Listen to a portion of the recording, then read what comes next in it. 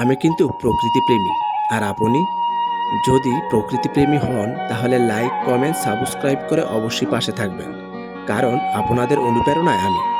যাই হোক, আপনারা দেখতেই পাচ্ছেন অসংখ্য ফলের সমাহার নিয়ে নির্বাক প্রকৃতির মাঝে হাজির হয়েছে নির্দ্বিধায় মানুষকে সেবা করবে বলে। তার এই প্রাচুর্যতার সফলতা ওই দিনই আসবে যেদিন তার ফলের সুমিষ্ট ঘ্রাণ ছড়িয়ে ছিটিয়ে দিয়ে মানুষ ও পাখি বিভিন্ন কীটপতঙ্গকে হাতেছানি দিয়ে ডাকবে। নির্দ্বিধায় স্বার্থহীনভাবে তার এই সফলতার ফসল বিলিয়ে দেবে প্রকৃতির প্রতিটি সৃষ্টির মাঝে, যা মানুষ হয়ে কোনোদিন আমরা করতে পারিনি। ঠিক এই জায়গাতেই মানুষের জন্য সৃষ্টিকর্তার সর্বোত্তম নির্দেশনগুলো রয়েছে, যা আপনি ইচ্ছে করলেই নিয়ে যেতে পারেন।